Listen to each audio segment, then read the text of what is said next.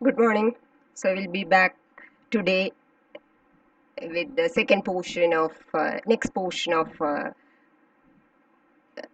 chapter 6, that is constant voltage regulator, and we have around 4 designs of constant voltage transformer. So we'll discuss one by one.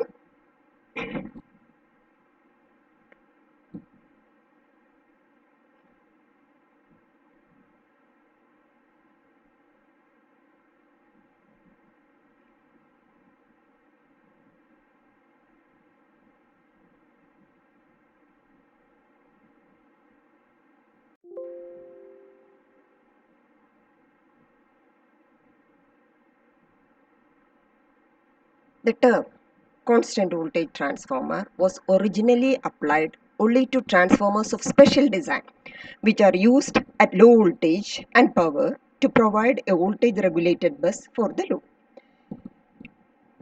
There are commercially available electronic CVTs whose main element is not a transformer but a back-to-back rectifier or inverter whose controls are designed to regulate the voltage at load bus. So there are 4 CVT designs. One is the use of saturable transformer. Then second one is of use of transformer with tertiary and saturable core. And third one, an electronic CVT which employs electronic tap changing. And fourth one, an electronic CVT based on rectifier inverter configuration.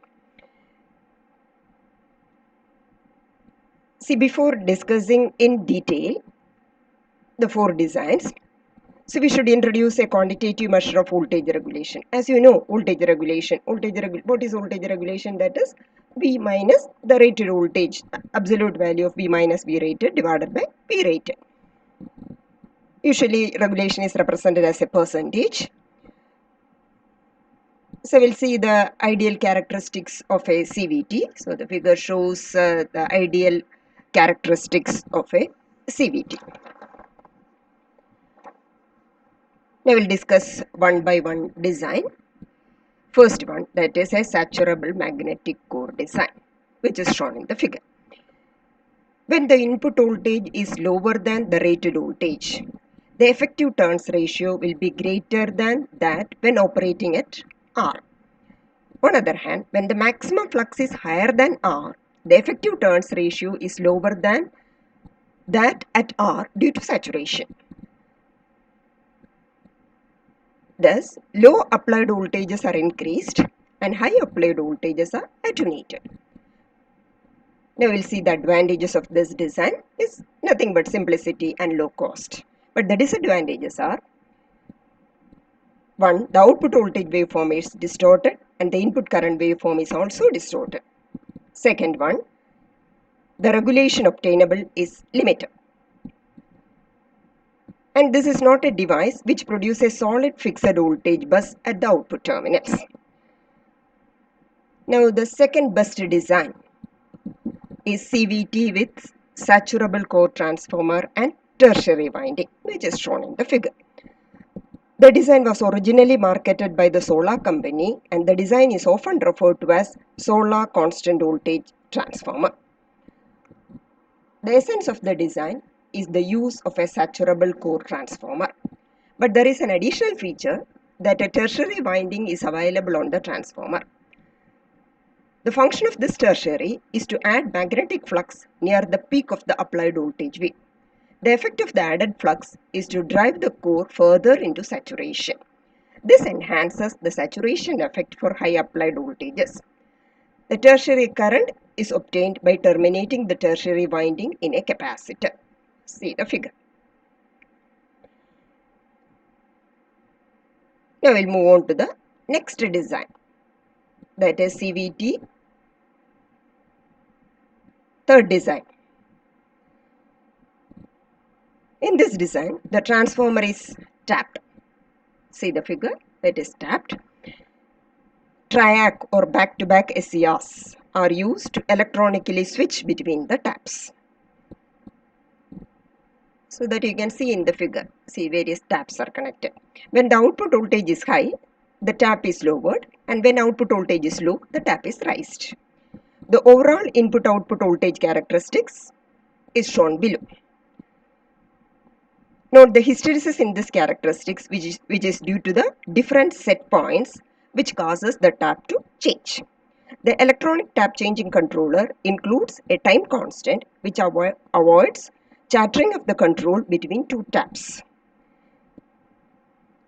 The hysteresis also avoid chattering.